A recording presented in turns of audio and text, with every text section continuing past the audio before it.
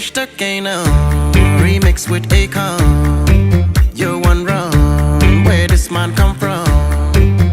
Bojin, Senegal Bojin.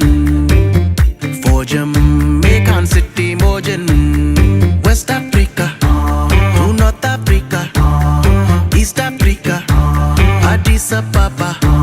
Have the same vision, Muslim and Christian. If we just listen.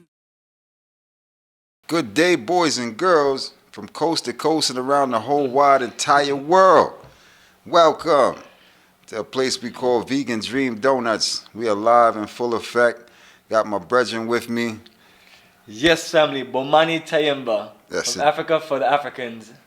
Oh yeah, we going in today. You already know it's your host, Ross Isis. I ain't got my homeboy with me on this episode, my main man, Rebel. He gonna be on the next one, you know, but I'm gonna build with my homeboy from a long, long time, Bomani, who've been making big moves back and forth to the continent. So we going in. We going back to the motherland. What we say? Africa for the Africans, at home and what? Abroad. So we going in, and you know where we at, right? And you know what we doing. This is what? The Think Champs. Yes, Absolute indeed. family. Think champs, family. For real, for real. So we building, you know what I mean? Bomani, man, good to see you, King. Absolutely, brother. Appreciate it, man. Yes, indeed. You know, Long I've been on that November, December move to Africa. I know. I can't see you on the continent so much now, man. Big things developing. I want you to tell us more about what's going on, man. But, first, introduce yourself. Let them know who you are and what you do, man. Absolutely. Greetings, family. This is Bomani Tamba, and I am a brother that's in the Pan-African movement and in the Black Panthers movement, and literally this I've dedicated my energy since I was in my mid-20s to literally just do the works, from us studying to making our moves to Africa to documenting it and sharing it. So our business is called Africa for the Africans Tourism Investment, and we started the operation before we even started operation. I was doing trips to like Egypt and Senegal in 2004.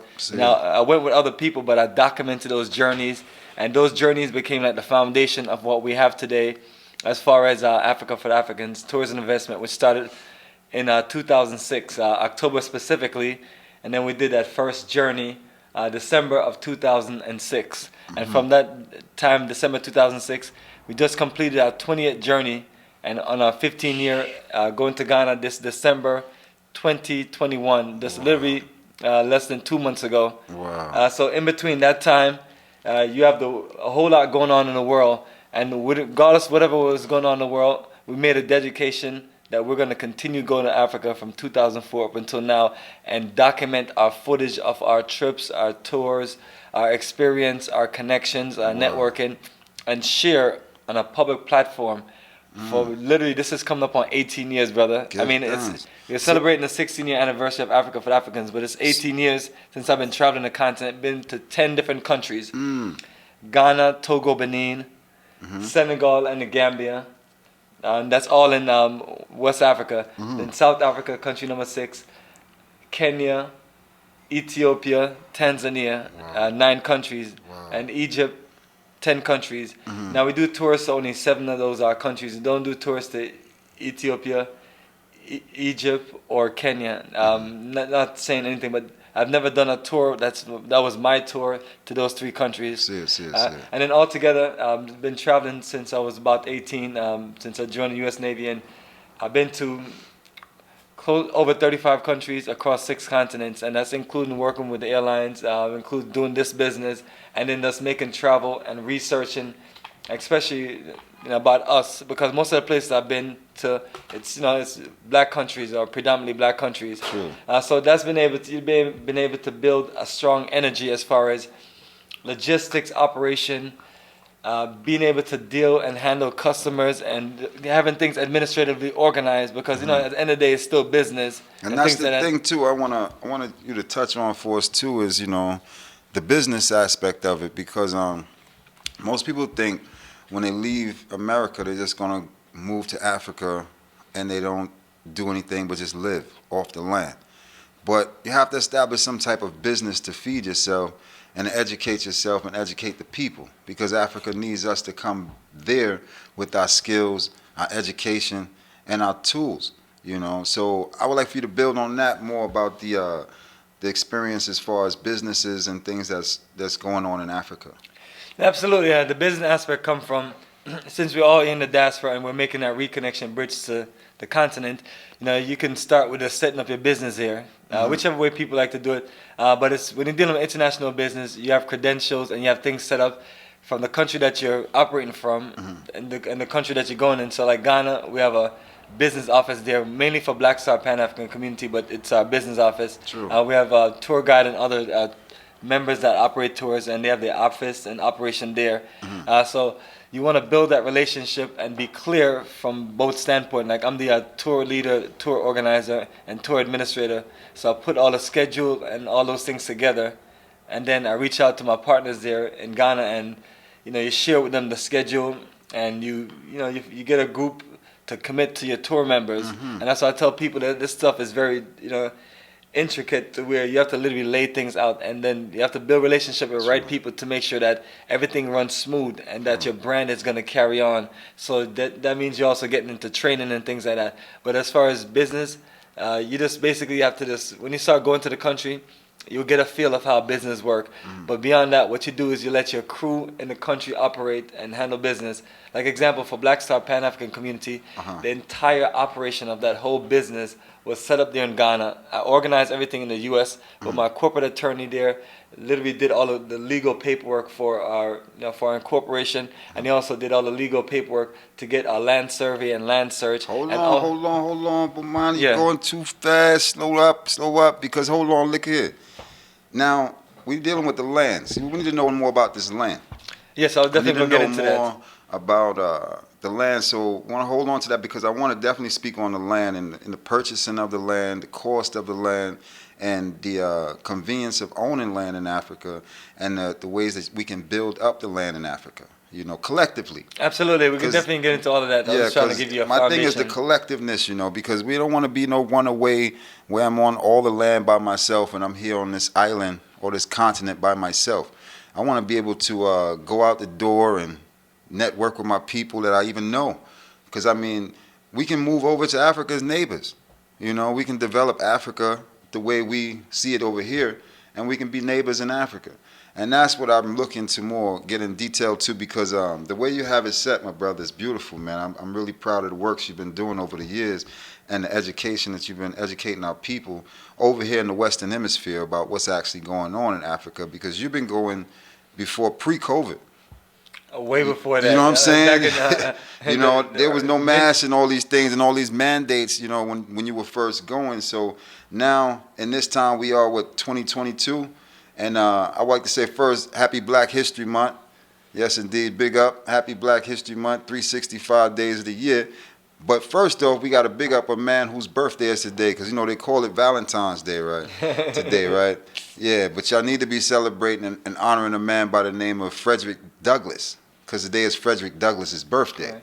You know what I'm saying? So differently, though, we want to build more on what we can do and how we can build ourselves in Africa. So what would you think would be the best step for ones who are on their first journey? Because how many people you take on one trip? It varies. Could be from anywhere from 10 to 40. Those have been the range. Blessings. So 40 people on a plane coming out the West into the continent. That's beautiful, man. That's a movement. That itself is a movement. So when the people are getting there, what are the procedures they need to do to get themselves into Africa? Yes, as far as the procedure, the main thing is, you have to make sure that you're clear on a schedule and the itinerary that we have on our website, africafortheafricans.org. Make sure you're clear on the visa process and things like that. So we literally go into the information with you. So once you have your visa, once you put your money down for your journey, and the visa is in reference to Ghana, the Gambia, and Tanzania. Those are the 3 countries that we have on the schedule out of 4 countries that require visa. So a question, does all states in Africa require visas? No, out of the 4 countries that we are going to, only 3 of them require visa. Senegal is the only country that doesn't require a visa. Senegal, I hear that. So Senegal. those become the core things. But when you're doing your tour package, we're going to get your ticket for you, and we're going to get all of your accommodations for you. So those things are set. And what then all comes you in the accommodations though? Break that down accommodations for me. is your flight package from, like, we're here in Atlanta, so our flight will go from Atlanta to Amsterdam and Amsterdam to Ghana or Wait, Amsterdam. whoa. We stopping in Amsterdam first? Yes, we're using Delta, KLM, Oh and my Air France. gosh! You know I burn herbs, you know. So Amsterdam got some weed I need to be smoking too. You can stay back long on your return, but that's just the How schedule long we is have. how long is it stop in Amsterdam on the way? It varies. It could be 2, 3, 4 hours, but it's based on the individuals. The individuals confirm if they want a long layover or a short layover. Yeah, I at least need a smoke break. 'Cause that's a Yeah, long. so, How many hours of flight is that? That's 8 hours.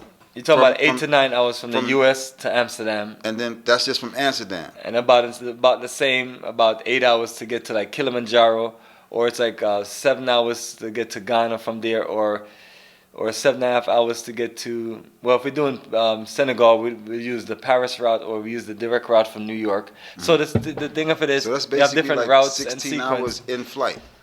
Yes, if you're gonna look at the two tours that we do, the main tours, which is to go to Ghana and go to Tanzania. Yes, you're looking at 8 to 9 hours to get to Amsterdam, and then you're looking at for Ghana 7 hours, so that's about 15 hours, and for Tanzania about 8 to 9 hours again. So Oh man. it's it gets up there. So now you know Tanzania.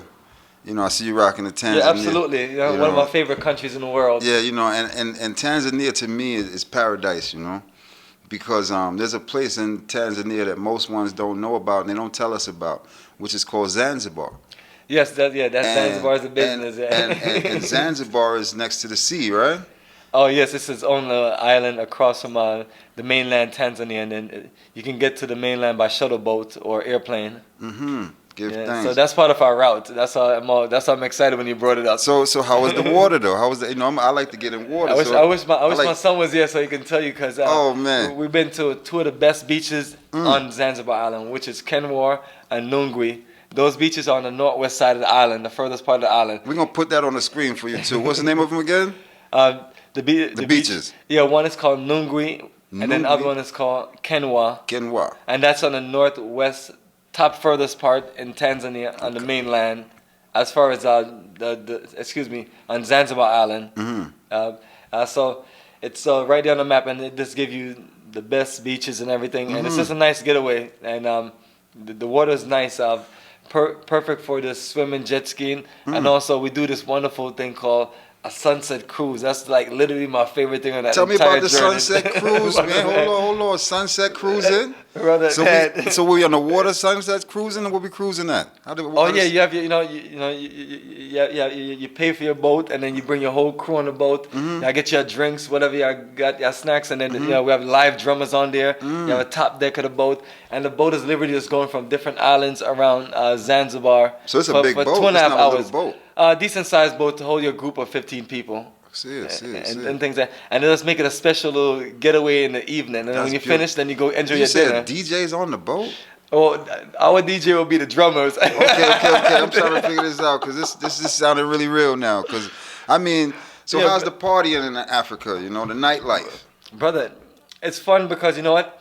You're with your brothers and sisters. Like sometimes I'm with my family. My mother's there, my sister's there, my brother, and very close friends. True. And we just, usually we just working all the time in America. Like literally, like I tell people like, you guys enjoying that stuff? I was like, yeah, we work. Some of us work 7 days a week. So we just go out wherever we go out, whatever social place, restaurant or nightlife place.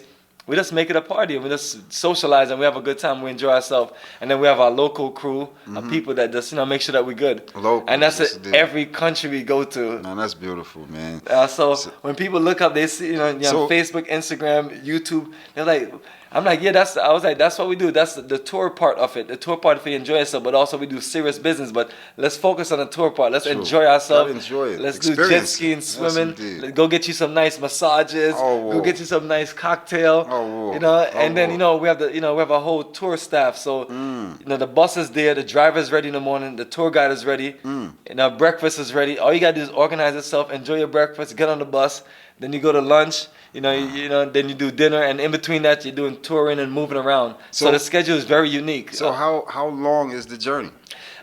Depends on what country you're going to. Example, Tanzania carries an 11-day itinerary, and that's 9 physical days in the country.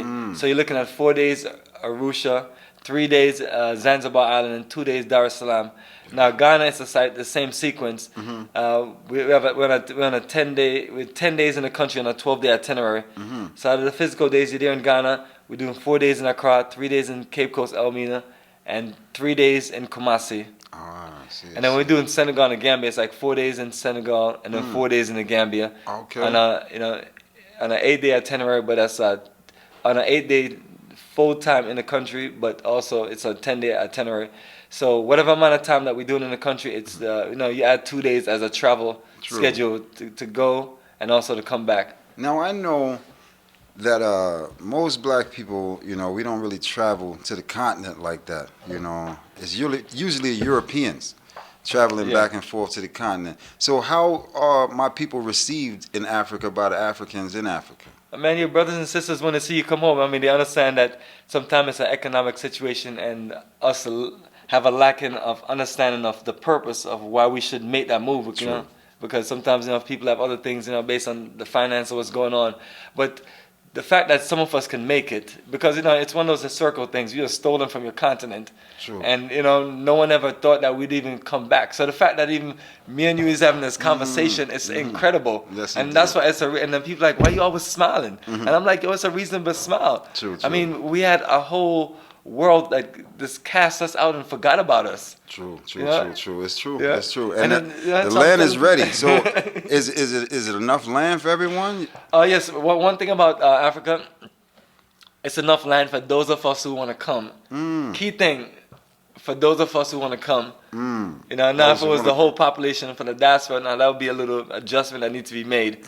But nevertheless, that's where the abundance of land is, man. Africa, it's all there. So what we have is 15 acres plus 60 acres for a total of 75 acres. But in that area and other areas, you have more land. You just got to do the research. Wait, slow up. So you said 60 acres. What's 60 acres now? Now we have 2 phases of our Black Star Pan-African community, and when we do the Ghana tours, we usually take the groups, and those are what we have like on YouTube showing the 15 acres, which we have a couple already living on there. Positive. And they're from United States? Or? Yes, they're from Alabama. They literally never went to Africa, didn't know anything about Africa, and I connected with them in literally 2019. Right. And they traveled with us December 2019. So that whole year they went from not knowing anything about Africa to travel with me to literally moving less than a year later. Wow. During the COVID, during the end of the lockdown, and then literally, they got the land months ahead of time, got them all their legal paperwork, got them all set up, connected them with our attorney that does the residency, and got them all of their paperwork, pretty much, brother, and got them a builder. Wow. That's one of our group builders, and then 2 years later, December 2021, we go there and we visit them. We visited them last May. But we literally, they went with us for the first time in Africa, December 2019. Wow. And then we came and saw their finished house on the property of Black Star Pan-African Community, December 2021, within 2 years. And everything that they know and was connected to was based on our resource and what we have connected. So I tell people that it's easy to talk and say things and gossip and everything. It's a whole different story when you're able to when people are investing their money in you and they depend on you to come through, and then you show them the path of how they came through. They depended on us. That's why most people, when they're traveling with us, they don't have those connections in Africa. So they went from a Bible Belt, Alabama, Georgia, these are Bible Belt places. So they went from a Bible Belt place to the original land, and they got their own door keys now. Brother, it's amazing. 3 years? No, brother, this is less than 2 years. They literally, you know what I mean? And I gotta keep. Was the house built from scratch? The house was built from scratch. They just started building the house last year, like a year ago. So, within all that time, we're getting them all their legal paperwork and everything, and they're there in the land peacefully. And then other people are building peacefully. And it's beautiful. We make it seem easy, but it takes a lot of experience. I've worked with so many other groups of people who got land, and then they just the thing fell apart. One group was Fiancra, one group was Garvey Town. But the thing of it is, in their failures, you learn. It's just kind of like in Marcus Garvey. We learned about how Marcus Garvey was set up and sabotaged. So in this generation, we're educating ourselves how to prevent those things from happening, because we know about one thing that's always going to be there and that's always going to come. self-hating Negroes, race traitors, black devils.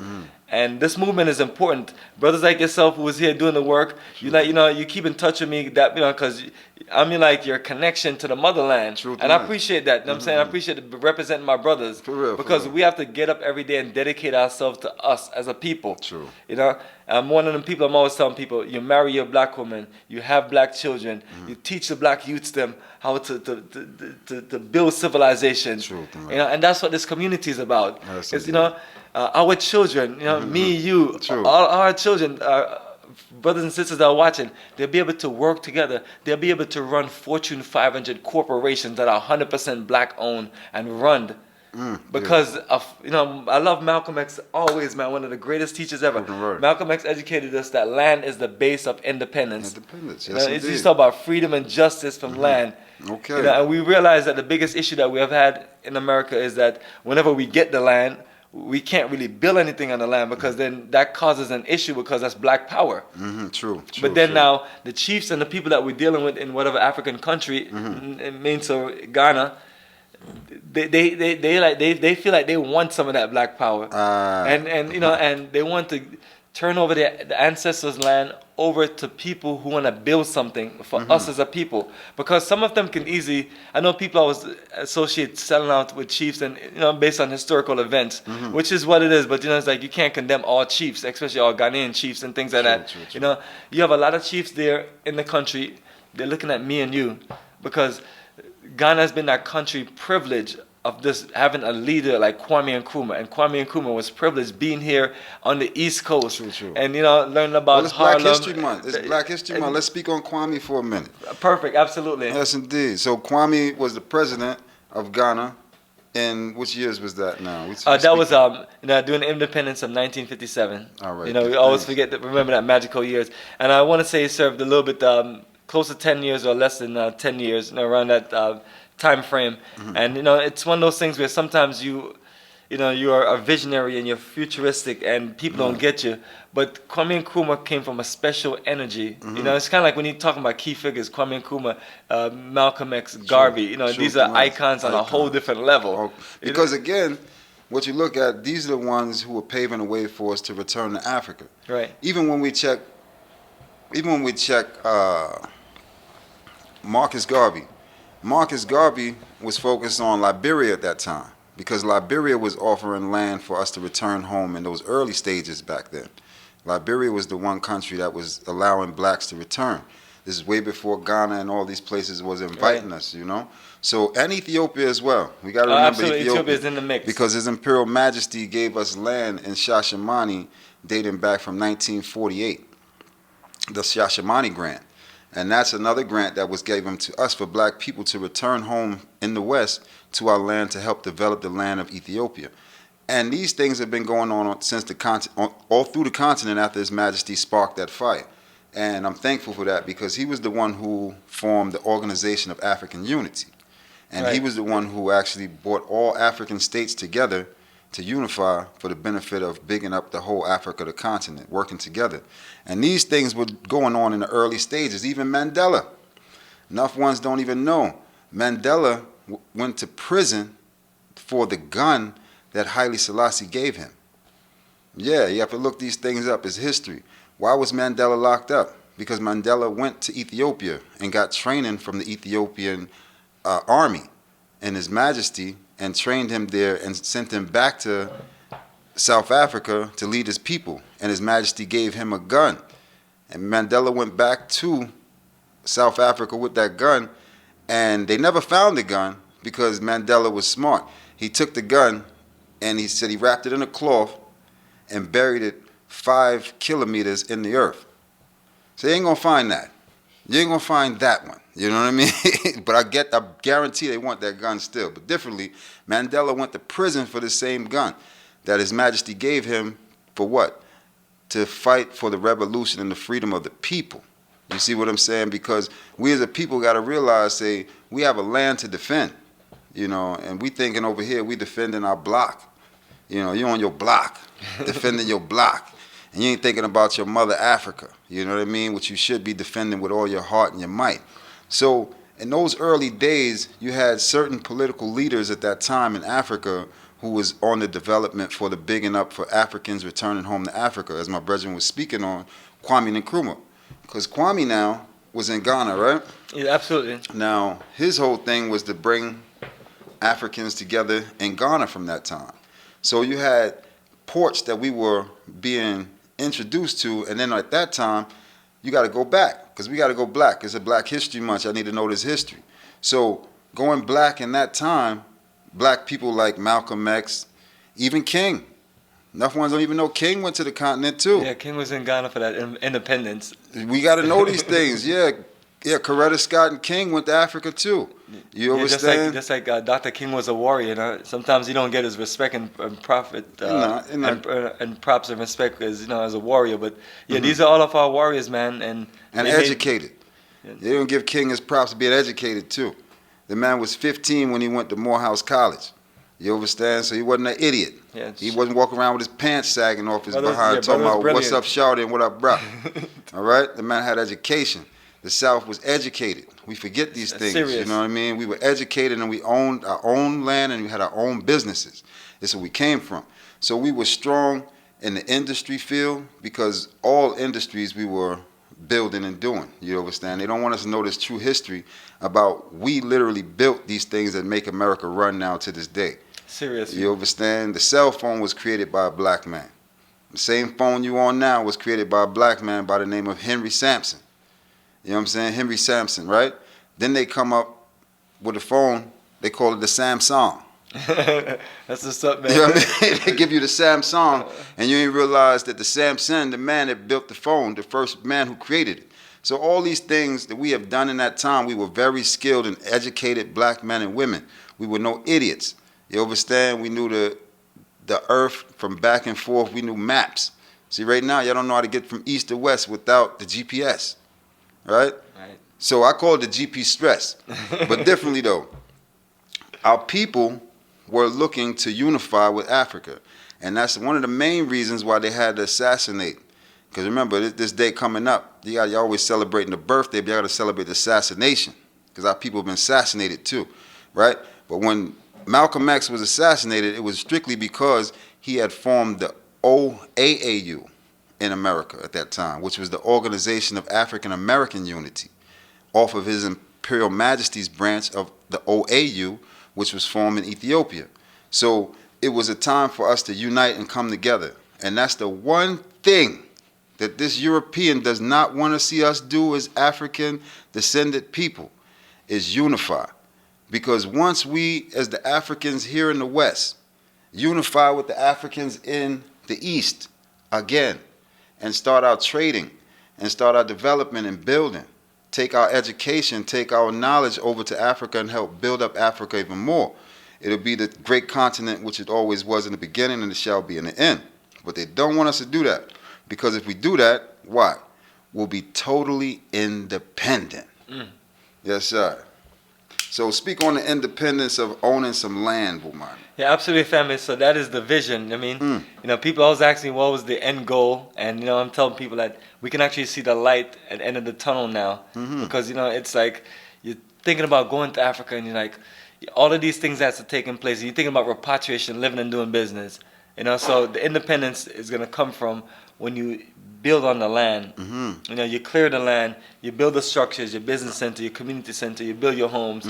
That's on the first 15 acres. The next set of land, 60 acres, you split that in half. You use half of that for commercial development. You're putting up your medical building. You're putting up your education buildings. You're putting up all aspects of things that you need. I come from a maintenance background. You maintain and you fix things, from whether it's computers, airplanes, machines, and so on.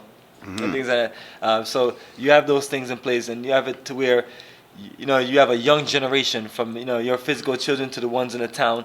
They're getting a chance to learn and operate an organized community. And it remind me of like a military base.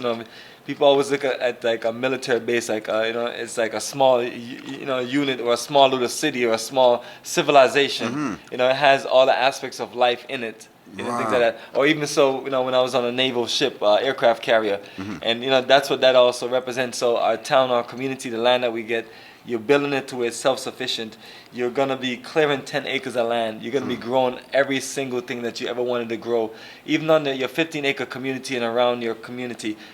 I think about Jamaica, where I grew up at, and every time you turn around where we live at in the backyard, you have your mango trees, you have your guava tree, your apple tree, your orange tree, all of them, niceness there and things like that. And then you have your garden on the side or the front, and then you grow your callaloo and things like that.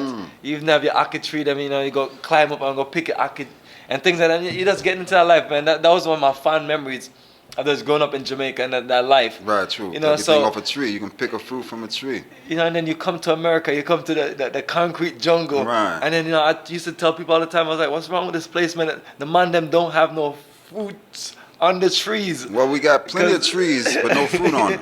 Yeah, so that was the thing that's always tripping me about that. So once I started going to Africa, I was like, big trees too. They got red oak trees. I'm back home. Redwood trees, big old trees, but no fruit on it. So we would walk up on a tree and just hug a tree, but no fruit on it. The thing was to climb up a tree and pick a fruit from a tree, or maybe even hang out in the tree. Because most people don't realize in this day and time, we don't plant fruit trees like we did. That's why we're not seeing fruit trees. Yeah, they plant on like a plantation or somewhere like that. Right. So it's like we don't develop the land. A man will buy a land. We even buy the land. He'll buy a house. He'll buy a house and spend $500,000 just for the bricks. Live there and never plant one fruit tree in his yard. Serious. People do that. He'd plant a few bushes, to sit around the place and be bushed up and cut up, but he wouldn't actually plant a tree so his generations could actually eat off the land. And some of them, if you have trees there, they'll cut them down. Yes. Like in the case of where in Ghana, like and like Accra, the concrete jungle. Like literally, then the issue is when you cut things down, like on our land, we did have to cut some trees down, and we kept the good ones, but at the same time too, if you're gonna do that, you gotta go back and replant. Truth and right. It's serious. It's the most important thing that we can do when we have land. Family, plant, and then since we're talking about, if you're gonna plant, might as well plant some herbs, some fruits, some vegetables, things that you can eat, you can use, and things like that. I mean, I'm not saying that, because I don't think we really have any useful plants in the world. I think everything is useful. We just have to find the right use for it. Truth and right. But the things that we definitely know how to use and things like that, that's a no-brainer right there. So those are the culture of things that we push in our Black Star community. And to also do cooperative economic investment. So if you have a community of 50 people and you're putting your money together, you can basically just run your own credit union. True. And then you can also recycle your investments, and you invest it in stocks, bonds, treasury bills. And also another part of the town itself is the beach. So we lock down some land on the beach. We bring in investors to build resorts, the places to where you can do your like I talked about Zanzibar island, and you have your jet ski, you have your entertainment, you have your restaurants, you have your social energy in life, and you make that more of a tourist destination, because people are stressing from the big cities. In Ghana, you got big cities. They have Kumasi, Accra, which is nice. But sometimes you just want to lay back out and kick back on the beach, like you're somewhere in like Ocho Rios, Negril, or Montego Bay, Jamaica. Right, exactly. So, Ghana don't really have that vibes and that energy. So we're going to bring that vibes and energy of what we have learned and what we know. The only difference is the mistake that we made in Jamaica is foreigners and rich foreigners. I'm talking about rich groups of people from different parts of Europe and different parts of America literally locked down all of the best beaches and the best locations in Jamaica. And they run those investments as big corporate operations. So most of us didn't get a chance to get into that. I mean, I'm not saying that there's no black people that own any resorts or have any shores and things like that. I'm not saying that, but the level of ownership is so weak. You're talking about a black country. Truth and right. So the mistakes that that was made in the Caribbean islands, we're telling people, telling our brothers and sisters in Africa, it was easy for those things to happen to us because we're small entities. Some islands, 50,000 people, 1-2 million, and things like that. A whole military convoy can take over that island. Right, that's true. So you're on the big African continent. So that's why we're bringing our energy to strengthen the continent. And then the more of us on the diaspora, that's why I've been trying to influence so many people. And then we have a few of them on YouTube. that have traveled me or have connected a network. And I'm always telling them, I was like, family, the money and the business is out here. Start that business. Ghana is my stronghold, and I love Ghana, just like, other countries. I have Tanzania, Senegal, and Gambia. But those are what? Those are 4 countries. Truth and rights. Yeah. Out of a continent of 50-something countries. 50, yeah. 52. So, and I'm not saying that everybody have to do tourism, because you're limited when you base things on tourism in some countries. Some countries you have opportunities for manufacturing and straight up this industrial development. Truth and rights. Truth and rights. When we're talking about all of the things that you and I are wearing and things like that, and all the things that we have, it's just most of those things that's come from somewhere in Southeast Asia. True. Whether it's India, China, Japan, Korea, and so on.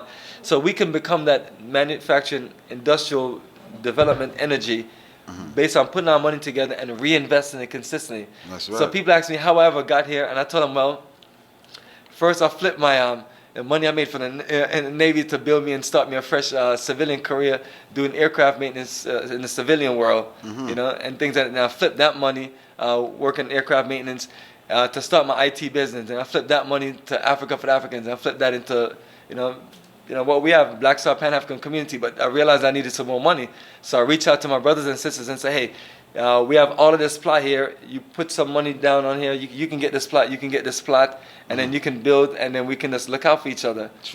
Because now you can't really continue to do a bunch of independent individual business. You have to think, because you're thinking about your brothers and sisters collectively, and then we have to find a way how. I mean, look at our population.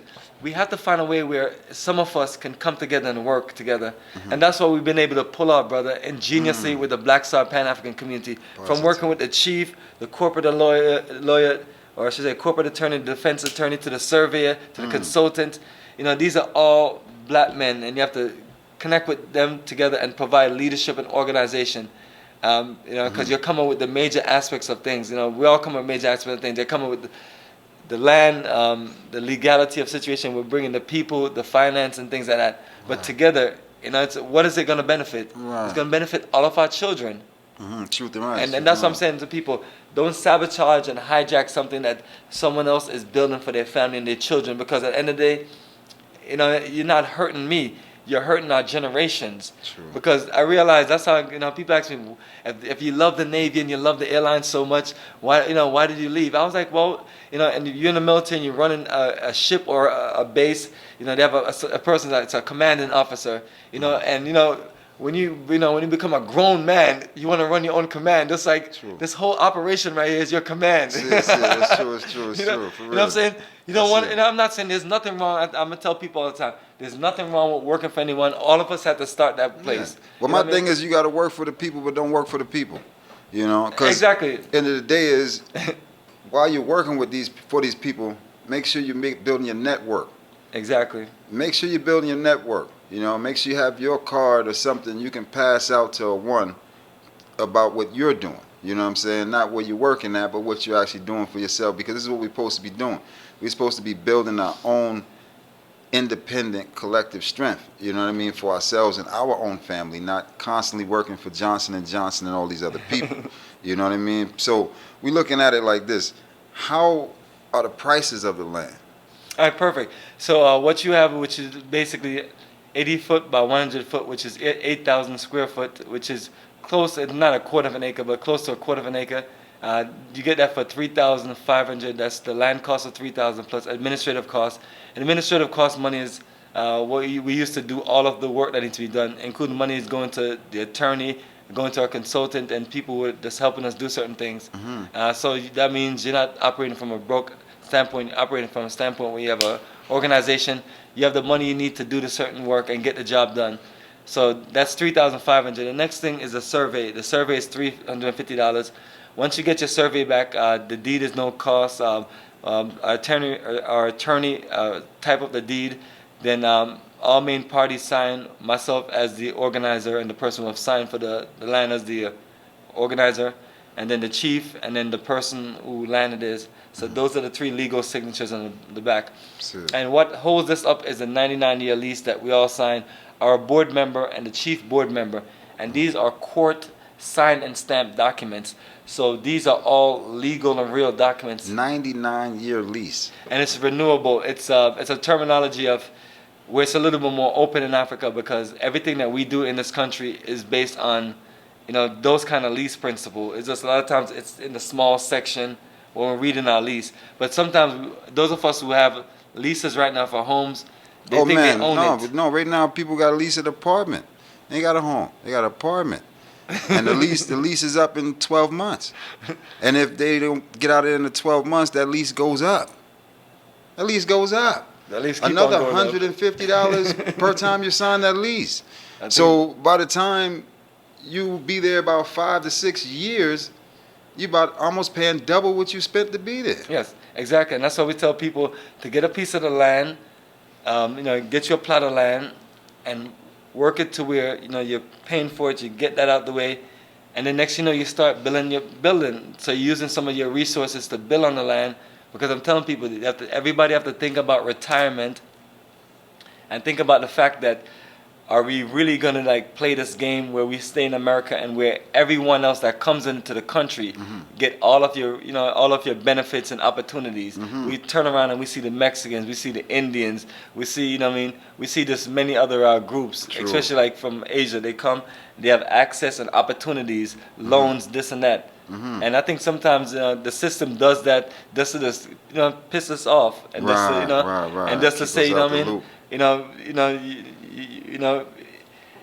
and also ultimately what I always see it as is we're a system that see us as black people as strong to where if we connect together properly we can accomplish a whole lot of things. True. So the level of dividing and conquering and this putting us at a disadvantage, if that's not done the way they do it, they'll lose this game quick. Okay, so we're going to put up on the screen the plot of land that you're developing over in Ghana right now, right? Explain to us about this plot of land and what you're doing collectively with ones, because I'm seeing it and it's beautiful, you know what I mean? Yeah, individuals are building their individual homes, but the main thing is the business and the community center is in the front. And that's going to service the business centers for where all of us have access to work and run business operation. And the main companies that are moving there is my Bomani Technology and Business Service, or I should say enterprise. And that's right there. I mean, you're talking about from computer training skills to technical support to this us having our own call center. So instead of me just making the money individually, we're providing training, and then other people literally can build their careers from it. Because just like you see, whenever you pick up the phone and you call AT&T, you call any of these companies, who you call in India, right? Yes, sir. For real, definitely. So in certain cases, we're there to negotiate contracts, especially with different black-owned business. That's always going to be our niche, to go at them and say, hey, we have people who can speak English, young technicians. They can handle certain things, your web design needs, this needs for this level of business, and so on, and things like that. And you're literally training a young working business class mindset. So that's one of the main thing about that whole business center. Also we're running all of the Africa tours and also other investments. As we build up our team of people who do sustainable living and do security and things like that, then you sell those services to other groups of people coming in, and then you're offering consultation and things like that. And the community center is very social. You have people in the town, the community. You have swimming pool, you have certain social programs, you have training, and you just incorporate certain food program and things like that, and just be a source for where you're not just being there and enjoying life, but you're doing something. You and I always talk about it's all about the youth. True. It's all about because you and I are up there in ages. We have enjoyed our life from. It's true. But and, we want to make sure the youth can enjoy theirs too. Yeah, and we have to give back. So whenever I meet black men or talk to black men, I always ask them this. And I've even asked this one guy in an interview, I was like, what are you doing for black people? What are we doing for the generation in the future? And his issue was he was confused because he was married to a white woman. So he realized that it's not his job to do anything for black people. That's what he said to me. Wow. But also it's not his job to respect a black man like me who is, you have a black woman, you have a black child, everything that you do is black. It intimidates some of them, and I'm telling people, I'm not here to intimidate nobody. You do what's best for you. If that's your business, you want to marry an Asian woman or a white woman, that's your business. I'm not here trying to save a whole population. I'm trying to get the best 1% of black people so we can build a foundation and leave a legacy for our children. True. My children, your children, all of our black children. To where now they don't have to spend all that money going to Ivy League a school in America to get an education to where they get out there in the market and they got their suit, they tie, they got their portfolio. That's right. But then look at who your competition is. Right. You know, the That's children who basically, you know, are the sons and daughters of the owner of the company. That's true. That's So true. are you gonna give someone else a job over your children? No, I want my children to be educated because here's the thing. What people don't realize is that, and especially us, not see people, just let's go to us because All right. us, we got a lot of, doubts and misunderstanding about ourselves as a people. But the African that's in Africa are very intelligent people. I mean, it takes intelligence to speak more than one language. Serious. You know, first off, it takes intelligence to speak more than one language. You know, and most Africans speak at least 5 to 7 different languages.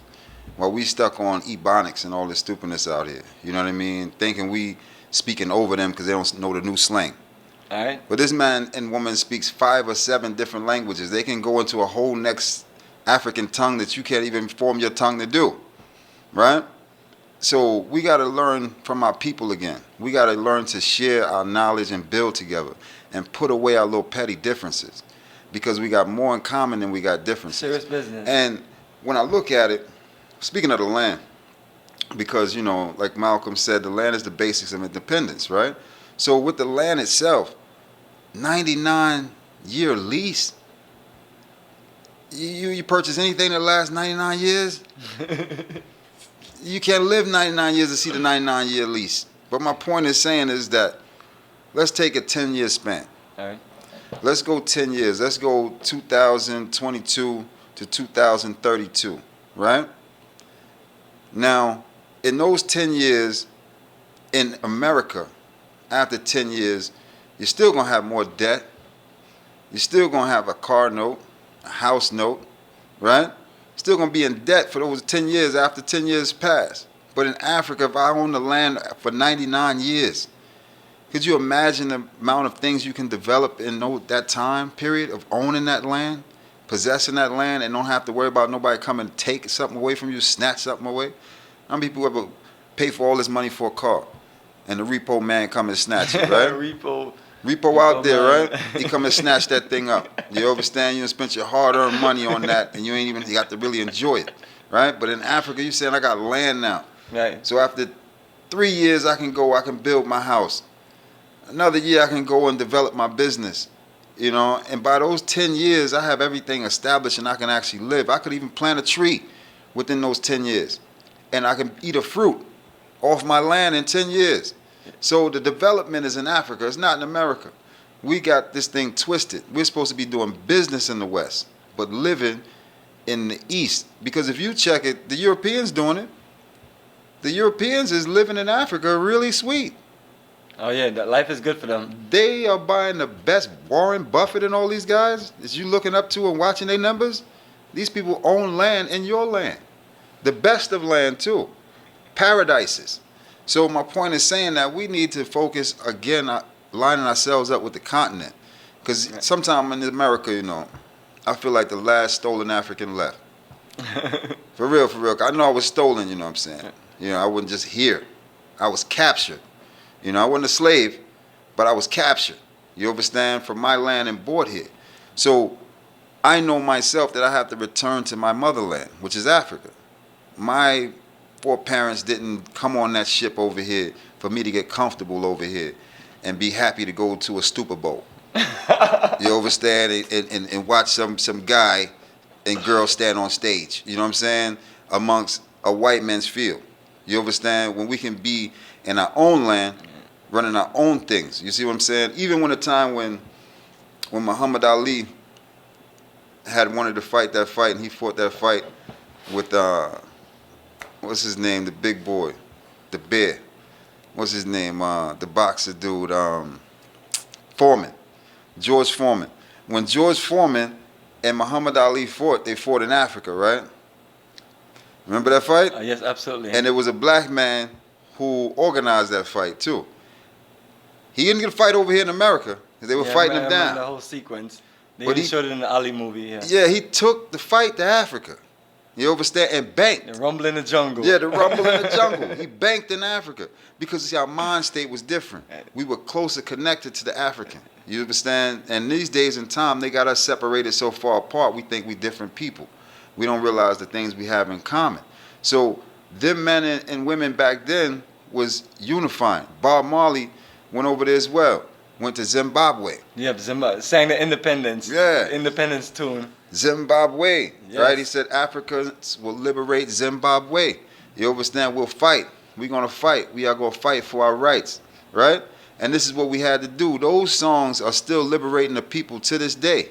You understand? Because word sound is power. No matter if it's then or now, the truth is still the truth.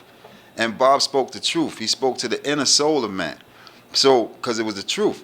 And man need to realize that there's a voice inside you that's saying some things. A lot of y'all ignore the voice inside you. But that voice inside you is the voice of truth and rights. And when someone defends it and speaks on it, it resonates within your inner soul. And that's what Bob and a lot of the prophets did, like Peter Tosh. Peter Tosh said, no matter where you come from, as long as you're a black man, you're an African. Some of y'all need to pull that tune up too, because he mentioned more places, even mentioned places in the United States. He said you could have come from New York, you could have come from Philly, you understand? You could have come from the West Indies. But as long as you're a black man, you're an African. You see, the words that resonate with your soul. See, a lot of y'all listening to these people telling you so much things and it's not really resonating with your soul. Mama Africa resonates with your soul because that melanated being is who you are. That's where you get your melanation from. It's Africa. So we have to acknowledge ourselves as that first and work more towards the land. That's why we're having this conversation, because we're here to get you more focused on how you can invest in the land. Serious. Live in the land and work with your people in the land. And my brother here is a prime example because he's doing it. Absolutely, family. You know what I'm saying? I mean, and that's what's needed. We got people living on land in Africa that we organize from right here in America. And the beautiful thing is, I know some of the people, this was my personal people who went with him and traveled, you know what I'm saying, and changed their life as well. So it's like he's changing the lives of people, because you got to change the way your outlook is the way you see things, you know what I'm saying? They got us seeing things like we ready to rush off and go to a trip to Italy. You understand? In Rome and Paris, to go see the Paris and all this stuff here, when you really should be focused on going to see Kilimanjaro. Yes, yes. Going to Zanzibar, going to the best sea in the earth, going to places like Kenya. You understand? Well, those people are. Kenya's a big city too. Kenya's a beautiful city. You know what I mean? South Africa even is a beautiful city. So we got a lot of things going on the continent that we don't even know, because they got us thinking that it's Ula Bula and all this little madness. You understand? We ain't looking at Africa on the heights that it is, so we have to elevate our mind and start looking at these things. It's a beautiful thing with the internet now. Yeah, absolutely. Because with the internet now, you can pull up things for yourself. No one ain't got to tell you nothing, or you're going to believe nothing. You can see it for yourself. Check out these places. Check out the beauty that Africa has to offer, because it's a beautiful paradise. And that's what we've been taken from. We've been taken from paradise. You understand? We comfortable in hell. You see my shirt, right? Harriet Tubman. What Harriet tell you? She said, I freed hundreds of Africans, stolen Africans, basically. And she would have freed millions more, hundreds, thousands more, only if they knew they were slaves. There you go, people, that stuff stuck in their head. So, comfortable being a slave. Comfortable being a slave, yeah. You understand? Comfortable in captivity. We have to free ourselves first within the mind. And then we free our body. But we have to free our mind. And this is what I'm talking about. You had the brother that I was speaking on, Don King. Don King spent 10 years in prison, right? Came out of prison, started his own company, managing company, and wind up making the biggest fight in history for black people. You understand? In the prison system. Traveling to Africa, making that happen. Why? Because he liberated his mind first. The body was trapped in the cell, but the mind was always free. You understand? And that's what we got to do again. We got to free our mind and stop getting caught up into these little materialistic things and focus on what's real. Fruit trees are real. Fruits are real. You got to be able to eat from the earth again. Serious, you man. understand? Pick a fruit. That's why land is important, you know? Touch you don't it got with no your land, hand. you can't plant nothing. You can't own nothing. I mean, Because what do you really own in America? Only thing I can think of what people have is people have depreciated cars, homes, and they have a bunch of junk in their Repo home. man outside. Repo man, you know somebody repo. Mr. No. Yeah. Repo man outside. Because right now, the eviction man waiting. Right? Repo man waiting. We talking about 99 years. I'm on my land 99 But years. the thing of it is, when you think of it is, we're all in that town together. By the time, you know, you're talking about like, that's about 4 or 5 generations. Yes. You know, Too easy. You know, so you're setting it up for your generations to figure it out to where they don't consider themselves as all these things we call ourselves. You know, you literally just, an African, a part of the African nation.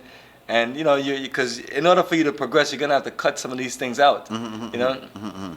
Yeah. And so we're setting things in place as best as we can. Wow. So when people give us any issue about 99 years, I'm like, what about the house that you own in America that you think you're owning things? Why don't you read the full length of the paperwork? Because, you know, people, that's another issue I have with people. Wow. You know, I'm up here telling you about 99-year lease and explaining all these things.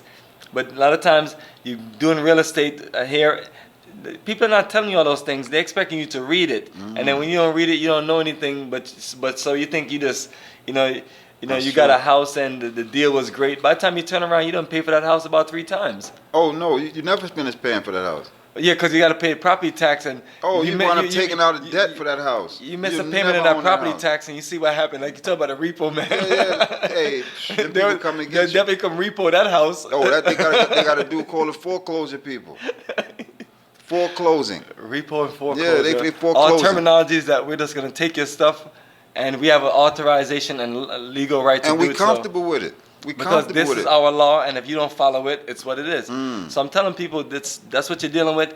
Or you can set up your own paradise and system in Africa to where you negotiate with the chief town, and you make your contributions. You live happily ever after, and you set it to where we can build a one African nation over a period of time to where you're rivaling great nations to where you're not playing small ball anymore. Now you actually have a real navy, a real air force, a real military to protect a real continent that's a continent now, because countries have come together and say we are one continental body.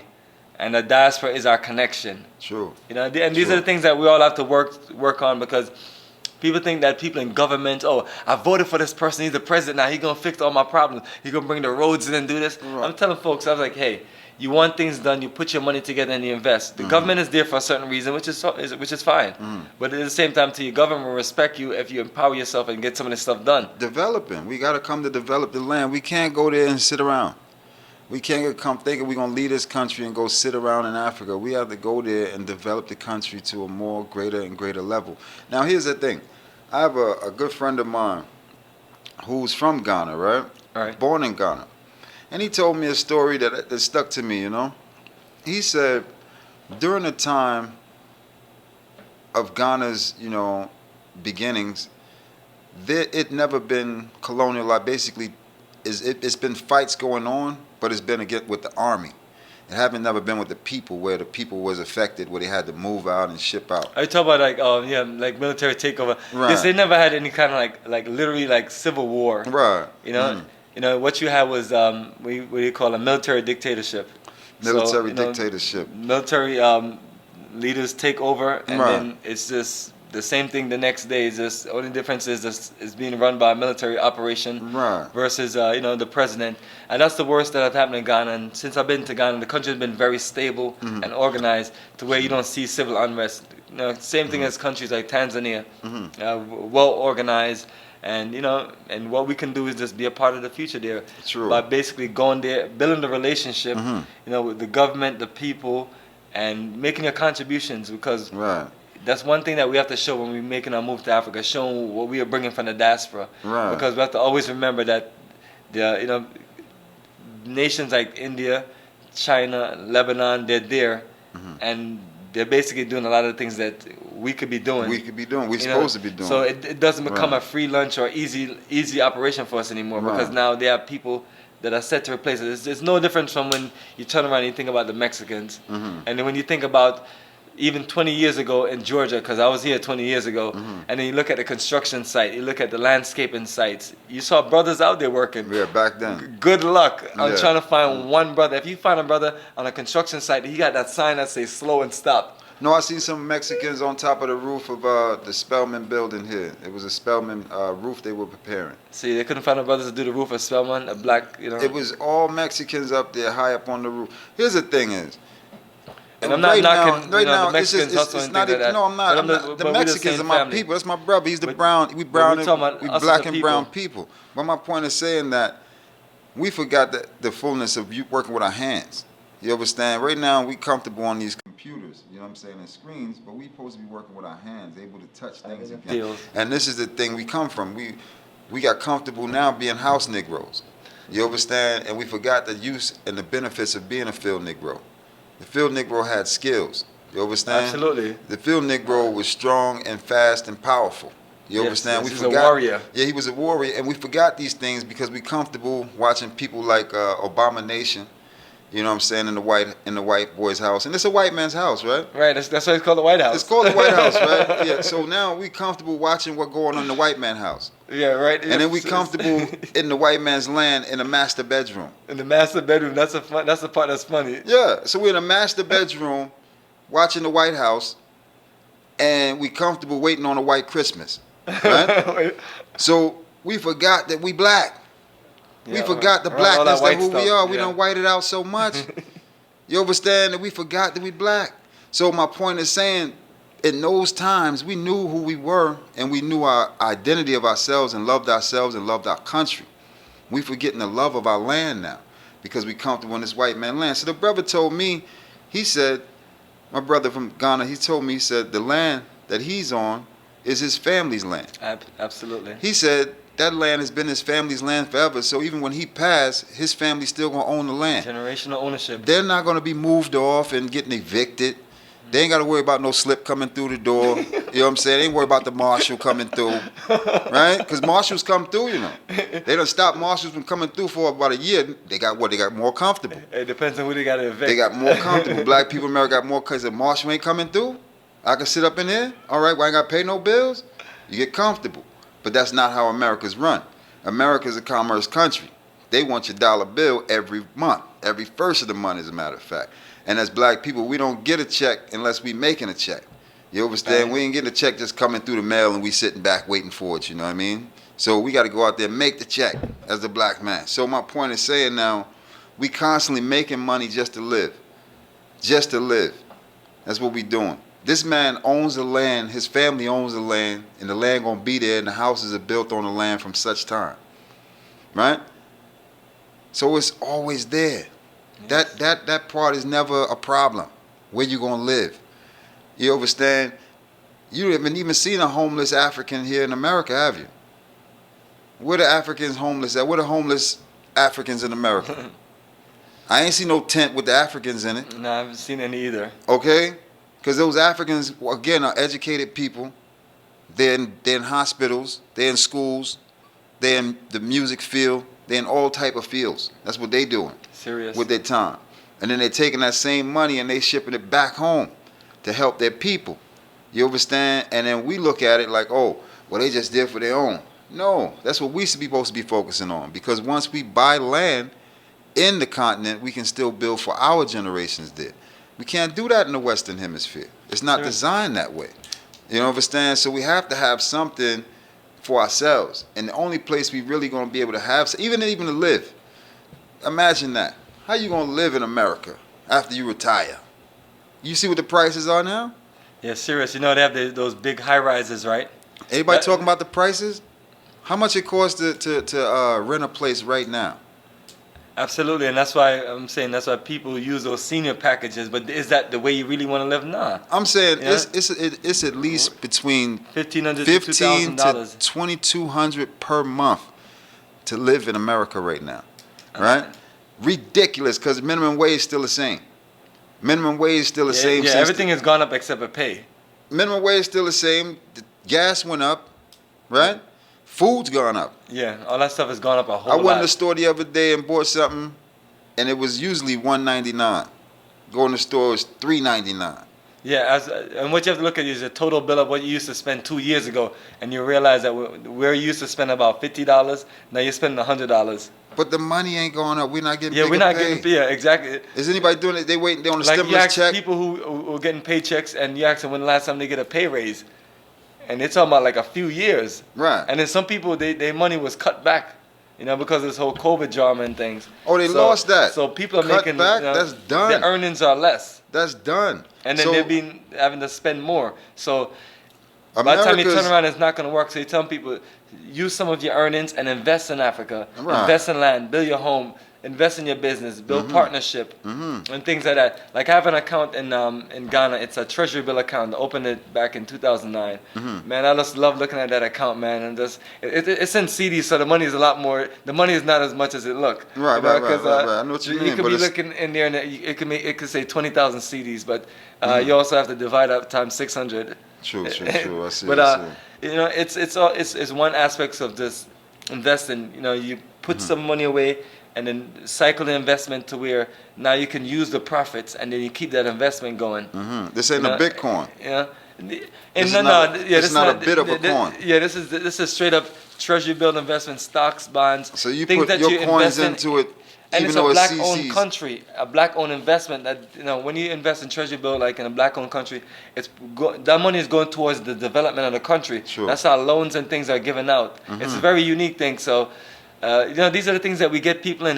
When they're traveling with us, we teaching them the game. That's one thing about me. Anybody even want to do tourism and things, I'm teaching them the game, and you're giving it to them for free, to where True. all the stuff you're doing is just literally just on YouTube, just open, available, and it's been on there for a long time. And then people connect with you. So you tell people, family, the reason for people like myself doing that is so we can connect together and do business, connect together and take things to another level. Because if we don't, I'm telling people, family, the dominant forces of the world, the Chinese, the Indians, and the groups like the Lebanese, they are not playing. They see a great opportunity for themselves. They see the fall of the European nations. They see that their population is dying out. They see that their military is getting weaker. They're seeing all kind of things. So they're stepping their game up. Like when you look at the list of like top military, naval, top countries as far as investment, development, these countries have been coming out of the woodworks for the last 6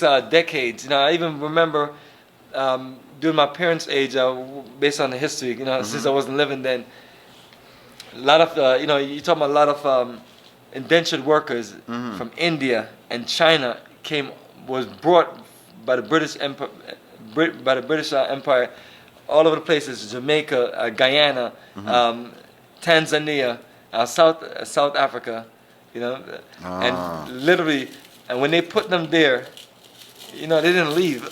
They didn't leave. Do you know what they did, brother? What they did? Because I see today from my parents' age, because my parents were born in the 50s, they are running those countries. They literally put their money together.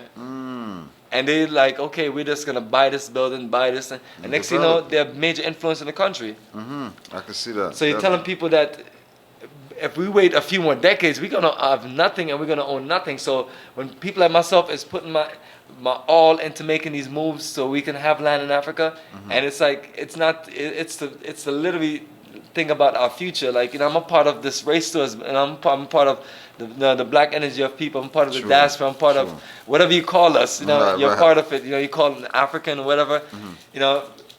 And you feel like it's your duty to literally contribute. And if you don't contribute, your children, your child, your family have nothing in the future. Right. And people think this is a joke. It's like, this can easily just happen just like that. It's happening. And because if we just stay back and we become consumers, It's so that's what I'm happening. telling people. We have the land, we build industries, we become producers, we grow food, we do all the things that we need. Why do we need to import all these things from Asian nations? I'm saying, why do we though, even need to import food from Asian But I'm nations? saying, though, Is this crazy? who is really homeless, though?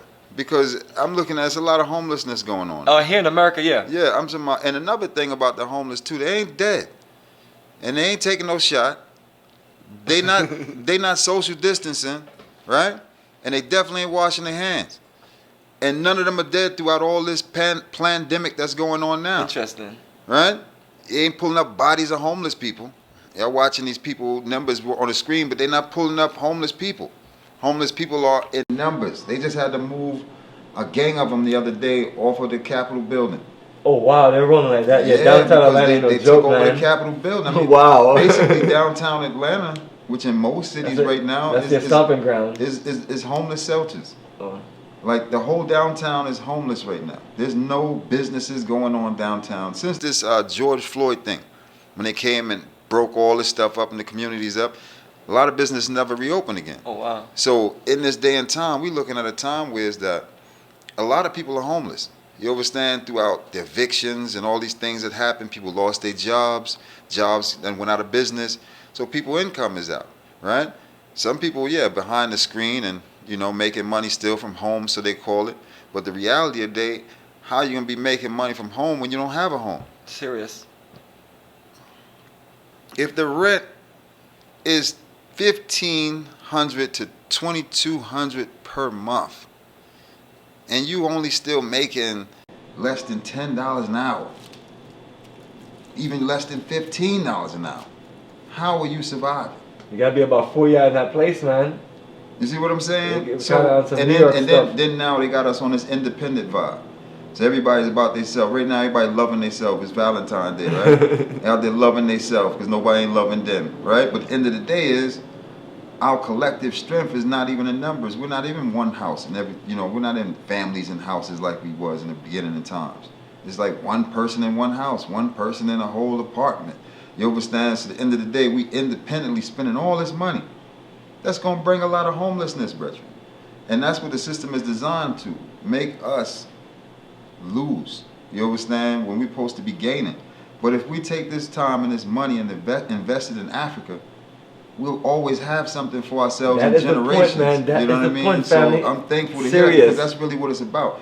How can we utilize this time and money? Right now they got people ready to invest their money in the metaverse. A place that ain't even real. Right? Yeah, you want to spend money, real cash money on something that ain't even real.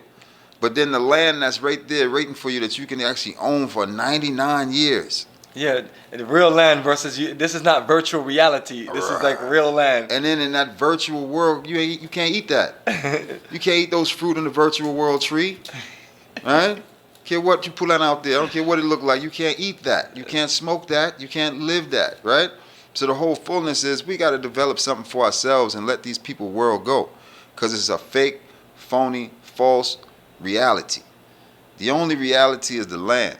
We need to own land again. And that's what we're not doing.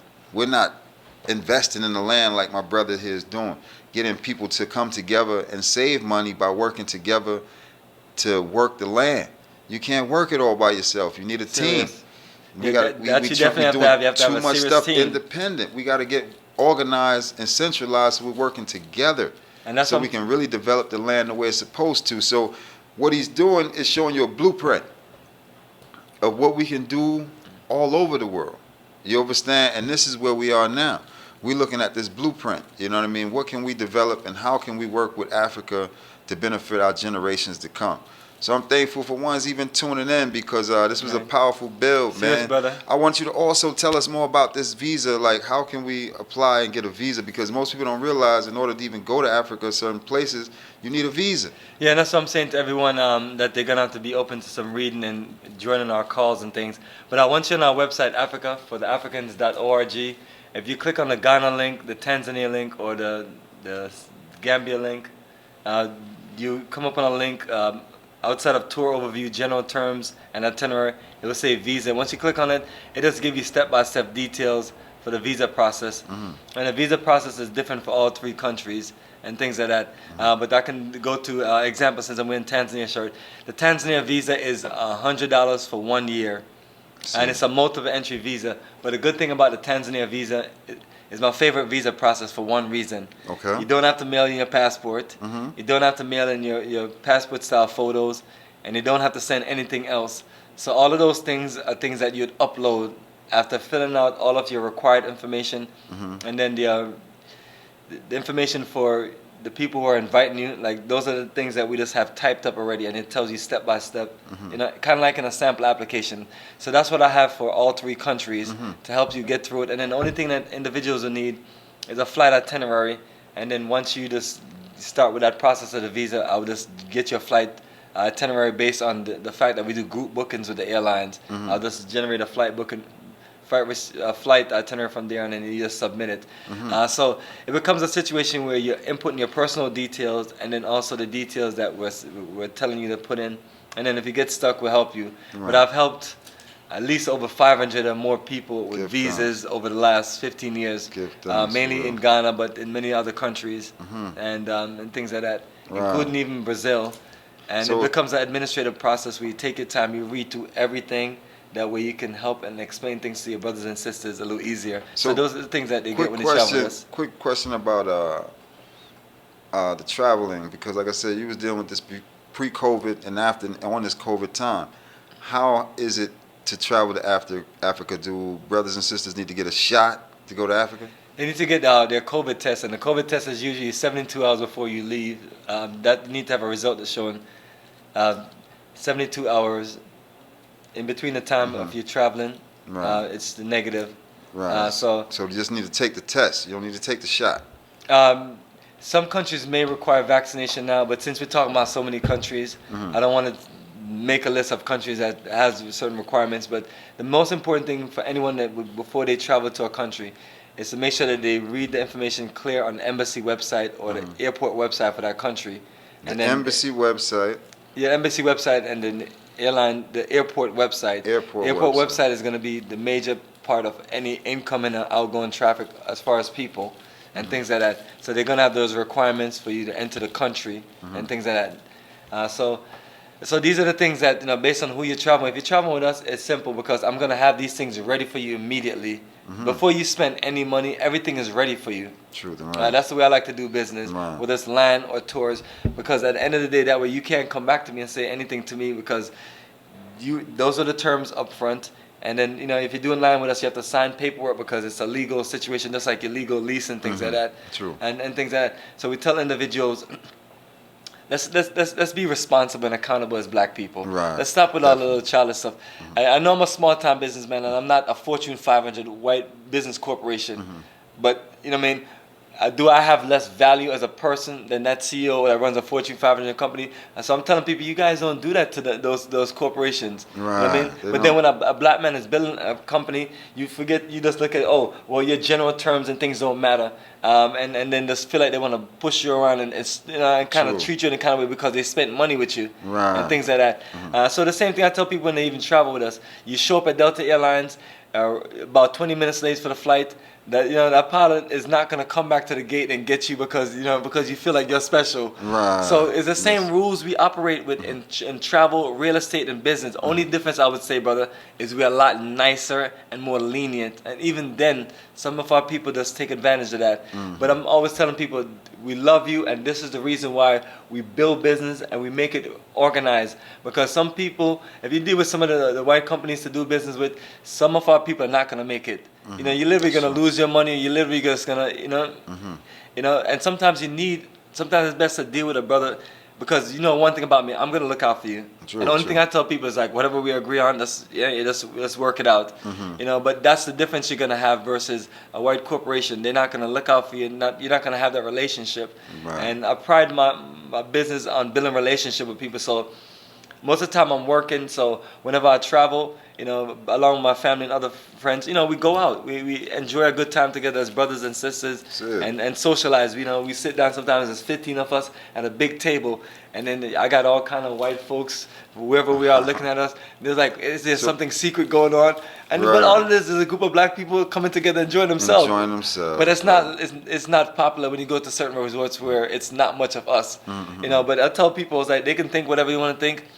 We were divided by your people, but hey, we find all the common reasons and all the common importance to come together, work together, and look out for each other. And that's because we all have children, and we want to see our children go to live this strong, beautiful life where your young boys marry beautiful young black women and build black families together. And just take it to that light, take it to that level, man. And I just feel like we can do it. But we just have to set and be the example. Like I can't be out there chasing white women and then tell my son, you need to marry a black empress. True, it don't work like that. It don't work like that. But tell us some of your trips, your journeys you got coming up. Yes, our family. So we have the incredible Ghana May 24th to June 5th journey, and we have the December 24th to January 5th journey. So the date numbers are the same, and they're a few months apart.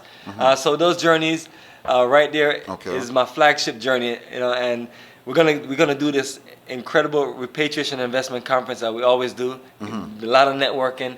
We're just gonna enjoy. We're gonna enjoy a social nightlife at One Africa, where we just on the resort. We're doing cards, dominoes, and we're just making our own entertainment and things. We're going up to Kumasi, and there's lots of culture there and things. And you in Accra, this is the busy city. You're going to different parts of Accra. So those are the journeys that we're going on. And then Tanzania for November 17th to the 28th. And I'm just looking forward to all three of those. So those are the three we have. How soon do the people have to put in before they can actually go on the journey? What I have is set up to where a year before you join the journey, you can make commitment as early as a year. Okay. And the latest people can make commitment is 2 months before we travel, because that's when the balance is due, and that's when we try to make all payments, set everything up, and things like that. But beyond that, we just use the deposit to get things going. Okay. And then to lock in on a commitment. So that's at least what they can start with. And then individuals can pace themselves. So in the general terms, how much would it be to travel for those amount? You said it was what? The tours that we have for May and November is $3,800, includes your flight. December is a lot more expensive, so we have to up the price. So that's $4,000, because the tickets alone for December is $2,000. True. You gotta pay for the ticket. Like serious. Yeah, the ticket is the most expensive thing, because it's expensive to go to Africa. It's just cheap to go everywhere else, but it's expensive to go to Africa. Why is that? And you add in transportation, you have a full staff, you have hotel accommodations, you have entrance, you have meals and things you set up. So you're literally setting up a full package to the highest level to show your brothers and sisters the best time around all countries. True. And then I literally put the program together from scratch. And like I mentioned to people, the tour books that we have on the website, when they go on the website, you have access to the tour books, digital books, the same books I gave you, digital. Digital. To where you can even download it from the website. Y'all make sure y'all check out his website too, man. Make sure y'all get locked in there and see this, because if you're an African, you need to be focused on the continent right now, And this is the best way to do it, from the grounds, We got to start from the boots touching the grounds, you know what I mean? And this is what we got to be focused on, Getting these wheels up too, because these wheels need to be up so we can be flying too. We got to be comfortable flying again, you know what I mean? Knowing, say, that we can be in the sea. We don't have to always be in the air, but we need to be in the air so we can do things more globally right now. You know what I mean? And we need that. And our people need that. So we're going to seal up this episode, man. I'm thankful for my brethren coming through, man. Give thanks yes, for family. the power Appreciate your energy, family. Yes, thanks for your y'all support. already know. We and do always here to give updates on what we're doing in Africa. For real. We got to keep this thing going, because we got to keep people informed of what's going on. Always, in the land, man. Serious, really man. Because it's a lot of misinformation and bad information out there online. So what I'm always telling people, family, if you want information, go to the source. Because even even on Facebook, they duplicating your Facebook page, they're stealing your accounts, they're doing all kind of stuff. So I'm telling, like, if I need to know what's going on here at this empire right here, I'm coming to holler at you. True, I'm not gonna holler at nothing else in that. I'm not gonna have people sending me fake messages and things. So family, it's real out there. It's a lot of phony stuff going on out there. Reach out to the people directly, talk with them, build a relationship with them, and things like that. And that's what we specialize in. So we have your back, family. Anyone that's looking to connect to the continent, reach out to me. And this is my direct number, 404-931-9429. If I don't answer, just leave me a message or send me a message on WhatsApp. And my goal is to communicate with you and make time to where we can go through this, family. I got your back. Let's do this, man. Let's continue the nation building process. We got the land. Now it's time to build upon it. Straight nation building. Truth and right. Yes, family. So we're going to seal it up. We're going to say Africa for the Africans. Africa for the Africans, family. At home and abroad. Peace and blessings, y'all. And y'all tuning out to what? The Think Champs, family. One love. Think Champs, family.